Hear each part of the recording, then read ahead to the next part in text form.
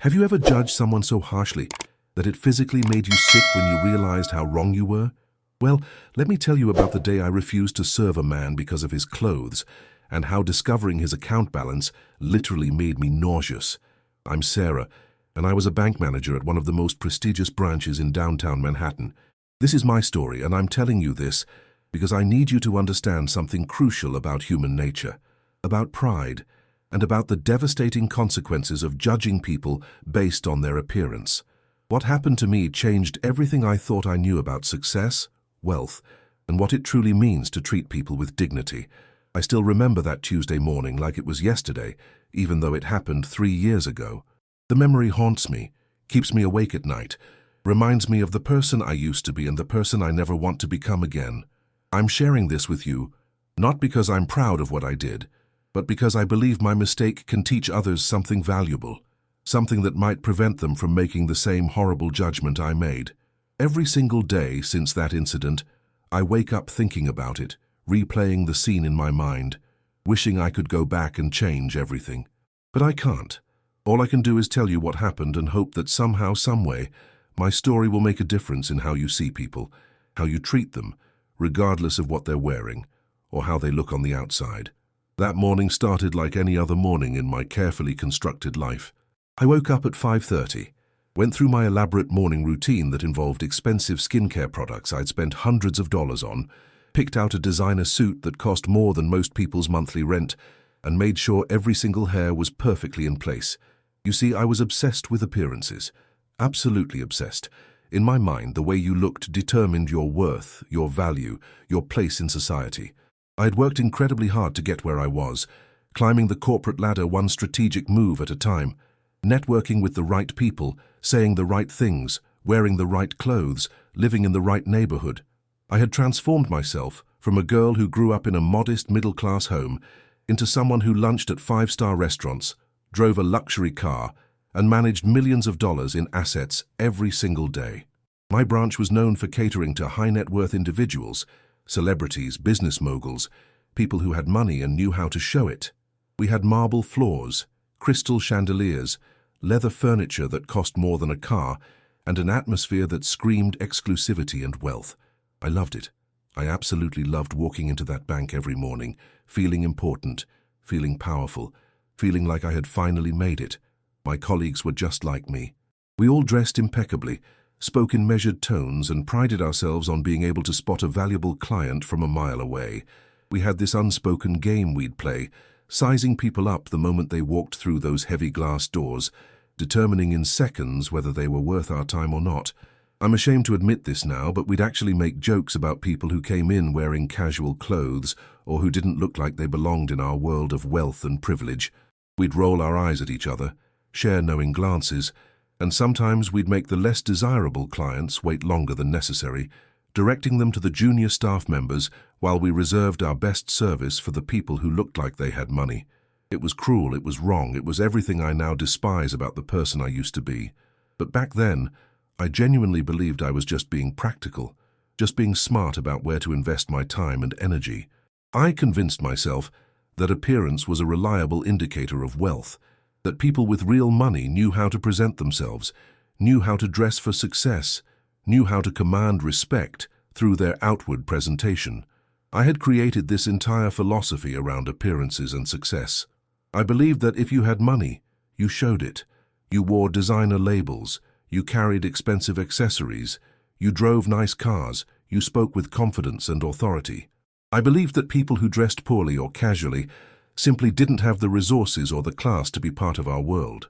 I had surrounded myself with people who reinforced these beliefs, who nodded along when I made judgmental comments, who laughed at my observations about people's clothes or shoes or the way they carried themselves. Looking back now, I can see how toxic this environment was, how it fed my ego and my prejudices, how it made me feel superior and important, while simultaneously making me shallow and cruel. But at the time, I couldn't see it. I was blind to my own arrogance, convinced that I had earned the right to judge others because I had worked so hard to achieve my own success. My parents had taught me the value of hard work and education, but somewhere along the way, I had twisted those lessons into something ugly, something that made me believe that success was only valid if it came with visible markers of wealth and status. The day started normally enough. I had my usual morning meeting with my team, where we discussed our client portfolio, our sales goals, our strategies for attracting new, high-net-worth individuals to our branch. I remember feeling particularly confident that day, particularly on top of my game. I had just closed a major deal with a tech entrepreneur who was moving several $1 million into our investment products, and my district manager had sent me a congratulatory email that I'd read at least 5 times, basking in the praise and recognition. I was wearing one of my favorite suits, a navy blue Armani that fit perfectly and made me feel powerful and in control. My shoes were Louboutin, my watch was a Cartier, my briefcase was Hermes. Every single item I wore was a statement, a declaration that I had made it, that I belonged in this world of wealth and success.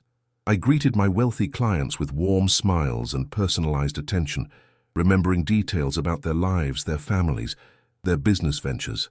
I made them feel special, valued, important, and I genuinely enjoyed it. Enjoyed the relationships I built with these successful people, enjoyed feeling like I was part of their world, even if I was really just their service provider. Around 11 o'clock, I was in my office reviewing some loan applications when my assistant buzzed me on the intercom. Her voice had that particular tone, that slight edge of disdain that we'd all perfected when dealing with clients we deemed unworthy of our premium services. She told me there was someone in the lobby who was asking to speak with a manager about opening an account and accessing some funds, but that he looked, and I remember her exact words, completely inappropriate for our establishment. My curiosity was piqued, but not in a good way. I felt annoyed that someone was disrupting my productive morning, annoyed that I was being asked to deal with what I assumed would be a difficult situation with someone who probably had minimal funds and was wasting our time. I told my assistant I'd be out in a moment, finished typing an email, checked my appearance in the small mirror I kept in my desk drawer, and then walked out into the lobby with my most professional but cold demeanor firmly in place. What I saw when I entered that lobby would change my life forever, though I didn't know it yet. Standing near the entrance, looking around uncertainly, was a man who appeared to be in his early 60s, and his appearance, I'm ashamed to say, immediately triggered every prejudiced thought I'd spent years cultivating in my narrow-minded brain. He was wearing torn jeans that had holes in the knees and were frayed at the bottom. Not the fashionable kind of distressed denim that wealthy people pay premium prices for, but genuinely worn, genuinely old jeans that looked like they'd been through years of hard use. His shirt was a faded flannel, wrinkled and slightly stained, untucked and hanging loosely over his thin frame. On his feet were old work boots, scuffed and dirty, with mud caked on the soles. His hair was long and grey, pulled back in a messy ponytail, and he had a beard that looked like it hadn't been trimmed in months. His hands were weathered and calloused, the hands of someone who'd spent their life doing manual labor. He carried a worn backpack that looked like it might fall apart at any moment, and he had this gentle, almost apologetic expression on his face, like he knew he didn't belong in our pristine luxury environment, but was there anyway because he needed something. My immediate reaction, and I'm so deeply ashamed of this now, was disgust. Pure, unadulterated disgust mixed with annoyance and the absolute certainty that this man was going to waste my time. I didn't see a human being with a story, with feelings, with dignity. I saw an inconvenience, and I saw someone who was disrupting the carefully curated atmosphere of my bank. Have you ever judged someone so completely based on their appearance that you didn't even give them a chance to speak? Comment below if you've ever made assumptions about someone that you later regretted, because I want to hear your stories too. I walked up to him with my arms crossed, my body language closed off and unwelcoming, my face set in what I thought was a professional expression, but was really just barely concealed contempt.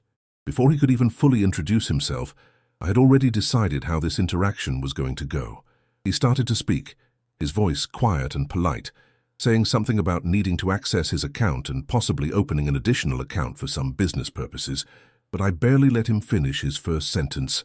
I interrupted him, my tone sharp and dismissive, and told him that our branch specialized in serving high-net-worth individuals, and that perhaps he would be more comfortable at one of our other locations that better suited his, and I paused meaningfully here, his banking needs. The way I said it, the emphasis I put on those words made it crystal clear what I really meant. I was telling him without directly saying it that he didn't belong here, that he wasn't good enough for our bank, that his appearance suggested he didn't have the kind of money we dealt with. He looked at me with these kind, patient eyes that had probably seen so much in his lifetime, and he said very calmly that he understood this was a premium branch, but that he really did need to conduct some business here if possible. He was so polite, so respectful, so gentle in his demeanor, and it should have given me pause, should have made me reconsider my harsh judgment, but instead, it just made me more convinced that I was right to dismiss him. I felt this surge of irritation rising in my chest, this feeling of being challenged in my own domain by someone who clearly didn't understand how things worked in my world. I told him more firmly this time that our minimum account balance requirements were quite high and that our services came with substantial fees that might not be appropriate for everyone. I suggested, with barely concealed impatience, that he try one of the standard branches across town where they could better accommodate his needs. Other clients in the lobby were starting to notice the interaction, and I could feel their eyes on us, could sense their agreement with my assessment of the situation. Some of the other staff members were watching too, and I knew they were thinking the same thing I was thinking, that this man didn't belong here, that I was doing the right thing by redirecting him elsewhere. The man, whose name I didn't even bother to ask at that point, stood there quietly for a moment, and I could see something shifting in his expression, a kind of disappointment mixed with resignation, like he'd experienced this kind of treatment before and had hoped it might be different this time. He reached into his worn backpack, moving slowly and carefully, and pulled out what looked like some old documents and a bank card that was so faded and worn I could barely make out the logo. He held them out to me and said very quietly that he'd been a client of our bank for over 30 years and that his accounts were already here, at this specific branch, and he just needed to access them. Something in his voice, some quality I couldn't quite identify, made me pause for just a second, but my arrogance and my prejudice were too strong, too deeply ingrained, and I pushed that feeling aside. I took the card from him with barely concealed reluctance, holding it between two fingers like it might contaminate me, and I told him I'd check his account status, but that if he wanted to conduct any significant business, he'd need to provide proper identification and proof of address, and possibly other documentation, depending on what he was trying to do. I walked back to my office with his card, moving slowly, taking my time, making him wait because in my mind he wasn't important enough to warrant efficiency or urgency. I sat down at my computer, still feeling annoyed and put upon, and I swiped his card through the reader with the full expectation that his account would show a minimal balance, maybe a few $100s, maybe a couple thousand at most, just enough to keep the account active, but nothing that would justify the time and attention I was being forced to give him. I pulled up his account information, my eyes scanning the screen casually, prepared to confirm my assumptions and get him out of my bank as quickly as possible so I could return to serving my actual valuable clients. And then I saw the numbers, and my entire world stopped. My heart actually stopped beating for what felt like several seconds. My vision went blurry around the edges. I felt a wave of nausea wash over me so strong that I thought I might actually vomit right there at my desk. My hands started shaking. My breathing became shallow and rapid, because the numbers on that screen were impossible. They couldn't be real. They didn't make any sense. This man in torn jeans and a stained flannel shirt, this man with work boots covered in mud and a backpack that was falling apart, this man I had treated with contempt and dismissal had an account balance that made my most wealthy clients look middle class. We are talking about numbers with so many digits that my brain couldn't initially process them. Multiple accounts, each containing millions of dollars. Investment portfolios worth tens of millions. Assets and holdings that suggested a net worth in the hundreds of millions, possibly more. I sat there staring at that screen, my mouth hanging open, my professional composure completely shattered, trying to reconcile what I was seeing with what I had assumed, with how I had treated this man, with everything I thought I knew about wealth and success and appearances. My stomach was churning, acid rising in my throat, because I realized in that moment exactly what I had done, exactly how catastrophically I had failed, not just as a banking professional, but as a human being. I had judged this man entirely on his appearance, had treated him with disrespect and contempt, had dismissed him and tried to send him away, all because he didn't look the way I expected wealthy people to look.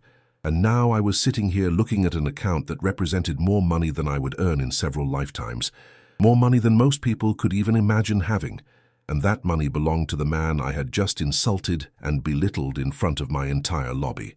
The implications of what I had done started crashing over me in waves.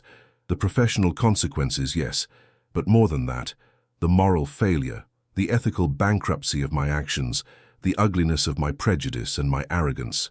I felt physically sick, genuinely nauseated, my hands gripping the edge of my desk as I tried to steady myself and figure out what to do next. How was I going to go back out there and face him? How was I going to apologize for something so fundamentally wrong, so deeply offensive? How was I going to explain to him that I had judged him based on his clothes when he had more wealth than I could comprehend? My mind was racing, trying to piece together who this man might be, why someone with this kind of wealth would dress so simply and carry himself so humbly, why he hadn't immediately put me in my place when I was being so dismissive and rude. I frantically started searching through the account notes, looking for any information that might give me context, might help me understand what was happening. His name was James Morrison, and according to the account history, he had indeed been a client for over 30 years since the early 1990s. The notes mentioned something about technology investments, something about a company sale, something about preferring minimal contact and simple services despite his substantial holdings. There were flags on the account indicating that he was to be given premium service and that any requests he made were to be handled with the utmost priority and discretion. Flags that I would have seen immediately if I had bothered to actually check his account before making my judgments, if I had given him even the basic courtesy of treating him like a legitimate client instead of an unwanted intruder. I felt another wave of nausea hit me as I realized that my district manager had probably met this man, had probably handled his account personally in the past, had probably put those flags there specifically to ensure he received excellent service. And I had just done the exact opposite of that. I had just given our bank's most valuable client, or certainly one of them, the worst possible experience, had insulted him, had tried to turn him away, had treated him like he was beneath me. The professional ramifications of this were going to be severe, possibly career-ending, but in that moment all I could think about was how ashamed I felt, how disgusted I was with myself, how clearly I could now see the ugliness of my own character, the shallowness of my values, the cruelty of my prejudices. I don't know how long I sat there staring at that screen. Maybe 2 minutes, maybe 5. Time had become elastic and strange, but eventually I knew I had to go back out there and face what I had done. I stood up on shaking legs, my professional armor completely stripped away, feeling more vulnerable and exposed than I ever had in my entire career. I walked back out to the lobby where James Morrison was still standing patiently, waiting with that same gentle expression, not making a fuss, not demanding to speak to my supervisor, not threatening to take his business elsewhere, just waiting quietly for me to return. When he saw me approaching, he looked up with what I can only describe as hopeful expectation, like maybe now we could conduct whatever business he had come to do, and he could go on with his day. But I couldn't just pretend nothing had happened. I couldn't just switch into professional mode and help him with his transaction, as if I hadn't just treated him terribly. I stopped in front of him, and I'm sure my face was pale. I'm sure he could see that something had dramatically changed, and I said, my voice shaking, that I owed him an enormous apology. I told him that I had made a terrible, inexcusable judgment based on his appearance, that I had been completely wrong and completely out of line, that my behavior was unprofessional and disrespectful, and that I was deeply, deeply sorry. The words felt inadequate, pathetically small compared to what I had done, but they were all I had. He looked at me for a long moment, and I could see him deciding how to respond, could see him weighing whether to accept my apology or to rightfully tear into me for my treatment of him. What he said next is something I'll never forget, something that has echoed in my mind every single day since. He said very gently that he appreciated my apology and that he understood that people often make assumptions based on appearances. He said he'd encountered this kind of treatment many times over the years, that he'd learned to expect it, which somehow made it even worse, made me feel even more ashamed that I was just one more person in a long line of people who had judged him unfairly. He explained in simple, humble terms that he had made his money in technology decades ago, that he'd been part of a startup that had eventually been acquired for an enormous sum, and that the money had never really changed who he was or how he wanted to live his life. He said he preferred simple clothes because they were comfortable and practical, that he'd grown up poor and never felt comfortable with ostentation or luxury, that he'd rather donate his money to causes he believed in than spend it on expensive things he didn't need. He said all of this without a trace of superiority or judgment toward me, without any attempt to make me feel worse than I already did, just stating facts, explaining his choices, helping me understand that wealth doesn't always look the way we expect it to look. And then he asked very kindly if we could please proceed with his banking needs because he had some time-sensitive matters to attend to. The grace he showed me in that moment was staggering, overwhelming, completely undeserved. I felt tears stinging my eyes, which never happened to me at work, but I couldn't help it. Couldn't control the emotional response to being shown such kindness when I deserved none. I personally handled all of his transactions that day, giving him my complete attention, my best service, treating him with the respect and courtesy I should have shown from the very beginning. He needed to transfer some funds for a charitable foundation he was starting, needed to set up some accounts for scholarship programs he was funding, needed to arrange some investments in clean energy projects he believed in. As he explained what he wanted to do with his money, I realized that this man was spending his wealth on making the world better, on helping people who needed help, on supporting causes that mattered, while I had spent my money on designer clothes and status symbols that meant nothing, that said nothing about who I really was as a person. The contrast between his values and mine couldn't have been more stark, more damning, more illuminating. He was wealthy beyond measure, but humble and focused on others. I had a fraction of his wealth, but was arrogant and focused entirely on myself. After we completed his transactions, which took over an hour because of the complexity and size of the transfers he was making, he thanked me for my help, shook my hand with those calloused, weathered hands that told the story of hard work and real-world experience, and turned to leave. I wanted to say something more, wanted to explain how much this experience had affected me, how clearly I could now see my own failings, but the words wouldn't come. He was almost to the door when he turned back and said something that cut right through me. He said, "You know, some of the wealthiest people I know dress like I do, and some of the poorest people I know spend every penny trying to look wealthy. Appearances really don't tell you much about what's in someone's bank account, or more importantly, what's in their heart. Maybe remember that next time." And then he was gone, walking out into the street, just another ordinary-looking person that most people probably wouldn't look twice at, certainly wouldn't assume was worth hundreds of millions of dollars. I stood there in the lobby after he left, feeling like I'd been hit by a truck, feeling like everything I thought I knew about the world had been turned upside down and shaken until nothing was in its place anymore. My colleagues were giving me strange looks, obviously curious about what had happened, about why I looked so shaken, about who that man really was. I went back to my office and closed the door and just sat there, my mind reeling, my stomach still churning with shame and regret. I couldn't focus on work for the rest of that day, couldn't concentrate on anything except replaying the interaction over and over in my mind, seeing my own arrogance and prejudice so clearly, understanding for the first time how toxic and destructive my attitudes had been. That evening, I went home to my expensive apartment filled with expensive things that suddenly felt hollow and meaningless, and I looked at myself in the mirror, really looked at myself, and I didn't like what I saw. I saw someone who had let success and status corrupt her values, someone who had become the kind of person who judges and dismisses others based on superficial criteria, someone who had lost sight of what really matters in life. I thought about my parents, about how disappointed they would be if they knew how I'd been treating people, about how far I'd strayed from the values they'd tried to instill in me. I thought about all the other people I had probably treated poorly over the years, all the other times I'd made snap judgments based on appearances, all the other opportunities I'd missed to show basic human kindness and respect to people who didn't fit my narrow definition of worthy or valuable. The next day at work, I was called into my district manager's office, and I knew what was coming. Someone had reported the incident, or maybe James Morrison himself had mentioned it in some context, and now I was going to face the consequences of my actions.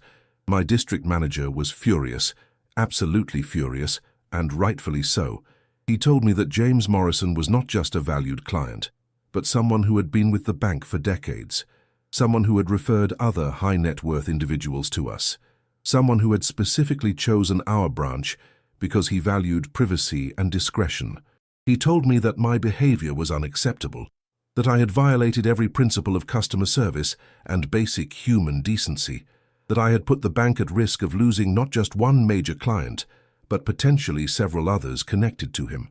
He asked me what I had been thinking, how I could possibly justify treating anyone, regardless of their account balance, the way I had treated James Morrison. And I had no answer, no justification, no excuse. I just told him the truth, that I had made a terrible judgment based on appearance, that I was deeply ashamed, that I knew I had failed professionally and personally, and that I understood if there were serious consequences for my actions. He looked at me for a long time, and I could see him deciding what to do, weighing my years of otherwise good performance against this major failure. Finally, he told me that James Morrison had actually called him personally, not to complain, but to say that I had apologized sincerely and had provided excellent service once I understood the situation, and that he didn't want me to lose my job over this incident. He said James Morrison believed in second chances, believed that people could learn and grow from their mistakes. But my district manager also made it clear that this was my one and only chance, that any similar behavior in the future would result in immediate termination, and that I needed to do some serious soul-searching about my attitudes and my approach to serving clients.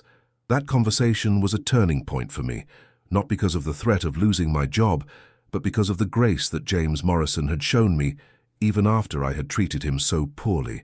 He could have destroyed my career with a single complaint. He could have taken his hundreds of millions of dollars to another bank and encouraged his wealthy friends to do the same. But instead, he had advocated for me, had shown mercy and compassion, had given me an opportunity to learn and change. Why? What motivated someone to respond to disrespect and prejudice with kindness and forgiveness?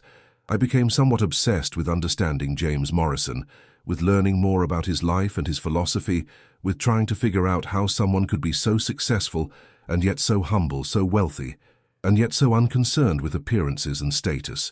I did some research, and I discovered that he was actually fairly well known in certain circles, that he had been one of the early employees at a tech company that had revolutionized an entire industry, that his equity in that company had made him extremely wealthy when it was acquired.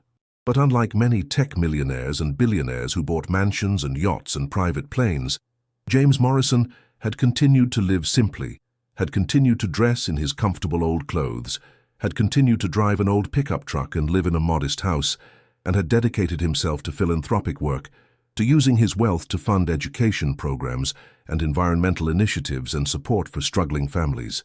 He was, by all accounts, a genuinely good person who had never let money corrupt his values or change his fundamental character. Over the following weeks and months, I began to make changes in my own life, not dramatic, sudden changes, but gradual shifts in perspective and behavior that slowly transformed how I saw the world and how I interacted with people. I started treating every single client who came into the bank with the same level of respect and attention, regardless of what they were wearing or how they looked. I stopped making assumptions about people's financial situations based on their appearance. I stopped participating in the judgmental conversations with my colleagues, stopped laughing at their jokes about clients who didn't fit our image of success, stopped contributing to that toxic culture of superficiality and prejudice.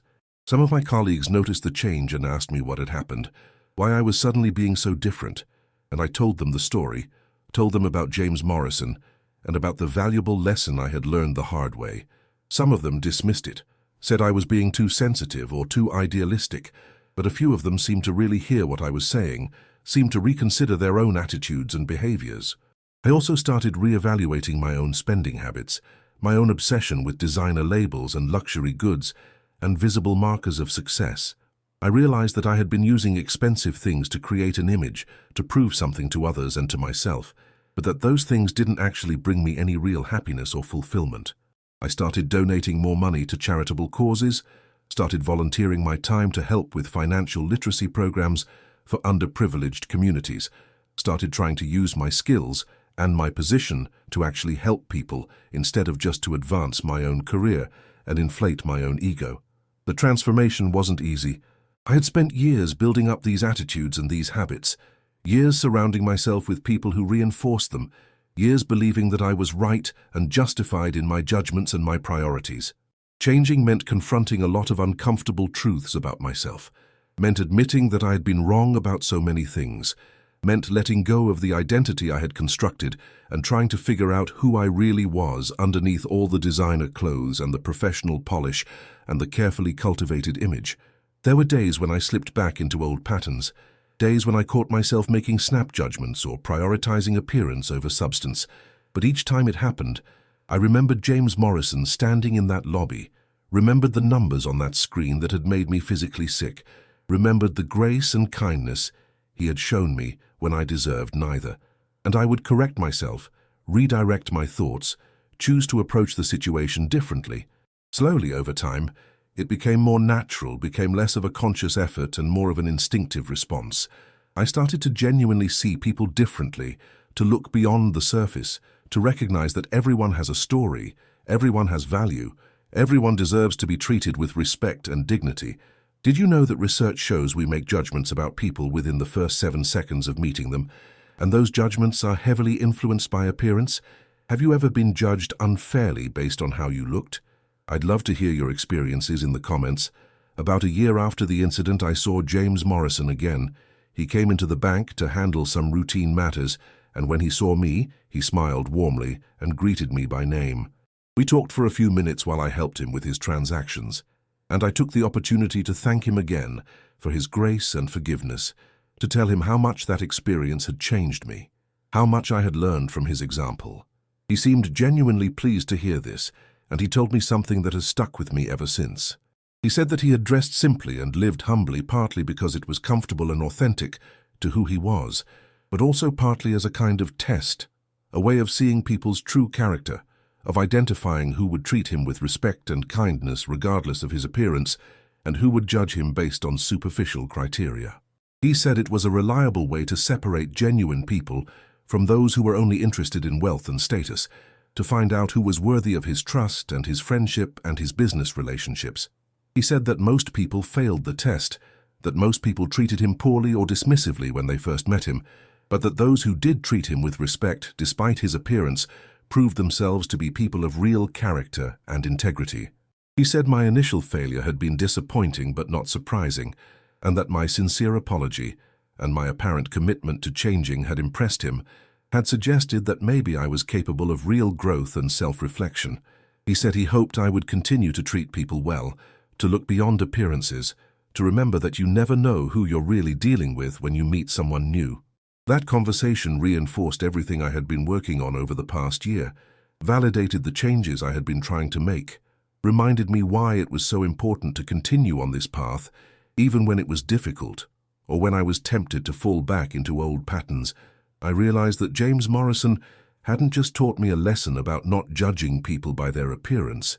He had taught me something much deeper and more fundamental about character, about integrity, about what it means to be a good person, about the importance of treating everyone with respect and dignity, not because of what they might be worth or what they might do for you, but simply because it's the right thing to do, because every human being deserves that basic courtesy.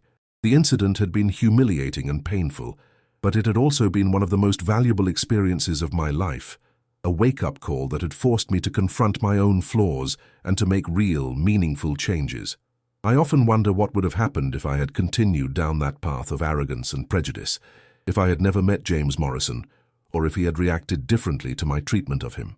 I probably would have continued judging people, continued prioritizing appearances and status, continued being shallow and superficial and ultimately unhappy, because that lifestyle, that mindset, it doesn't actually lead to fulfillment or genuine human connection. It leads to emptiness, to isolation, to a constant feeling of needing to prove yourself and compare yourself to others, and never feeling like you're enough. Now, 3 years after that fateful Tuesday morning, I'm a different person. I still work at the bank, still do my job well, still take pride in my professional accomplishments, but my priorities have shifted dramatically. I no longer obsess over designer labels or luxury goods. I dress professionally but simply. I spend less money on myself and more on helping others. I volunteer regularly with organizations that support financial literacy and economic empowerment for disadvantaged communities. I've built genuine relationships with all kinds of clients, not just the wealthy ones. And I've discovered that some of my most interesting and rewarding interactions have been with people who have modest means but rich life experiences and valuable perspectives. I've learned that wealth is not a reliable indicator of a person's worth, that appearance tells you almost nothing about someone's character or capabilities or value as a human being, that the most important things in life have nothing to do with money or status or image. I've learned that humility and kindness and integrity are far more valuable than any designer suit or luxury car or impressive bank balance. I've learned that the way you treat people, especially people who can't do anything for you, says everything about who you really are. I still think about James Morrison often, still feel grateful for the lesson he taught me, still feel amazed by the grace he showed me when he could have destroyed my career. I wonder sometimes if he remembers that day, if he knows how profoundly it affected me, if he has any idea that he changed my life with his quiet dignity and his willingness to forgive.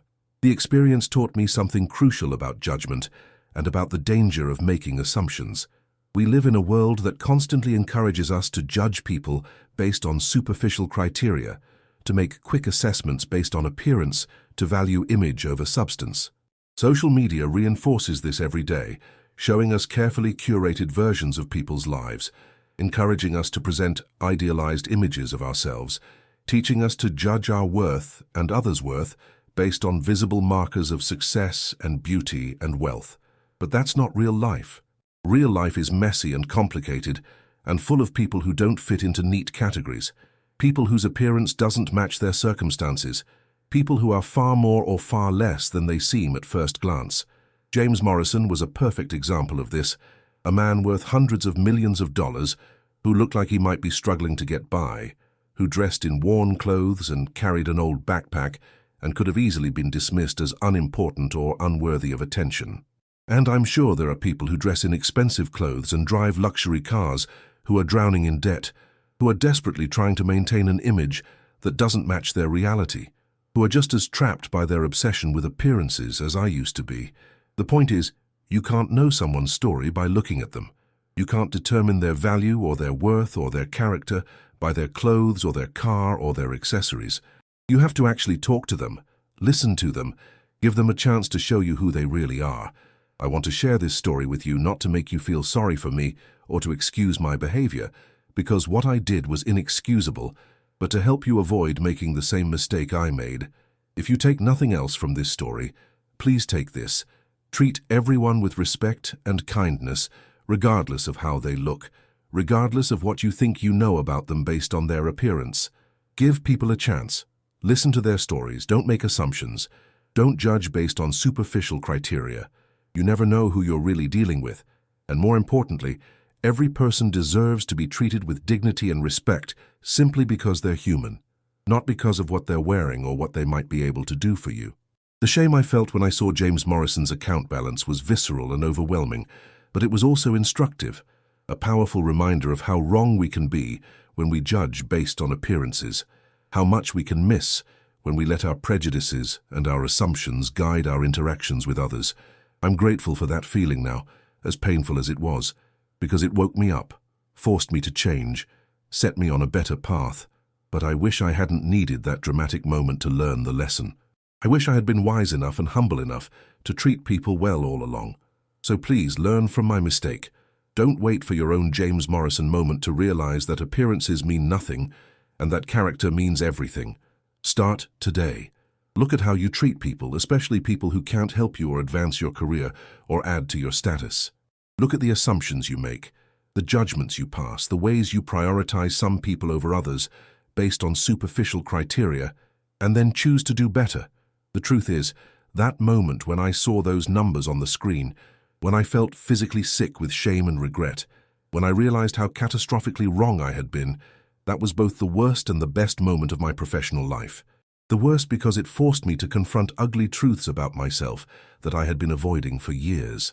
The best because it started me on a journey of real growth and change, a journey toward becoming a better person, a more compassionate person, a person who actually lives according to values that matter. I'm not perfect now. I still make mistakes. I still catch myself making quick judgments sometimes. But I'm aware of it now in a way I wasn't before, and I correct myself and I keep working on it.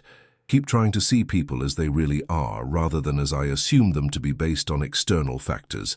And my life is richer for it. My relationships are more genuine. My work is more meaningful. My sense of purpose is clearer. All because one man in torn jeans and a stained flannel shirt showed me what grace looks like, what humility looks like, what real wealth looks like when it's combined with character and integrity.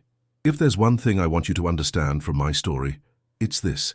The way someone dresses, the car they drive, the accessories they carry, these things tell you absolutely nothing about their worth as a human being or their value or their circumstances. Behind every appearance is a story you don't know, a life you haven't lived, experiences you can't imagine. So please treat people with kindness. Give them respect. Don't judge based on what you see on the surface. You might be wrong, spectacularly wrong, as I was.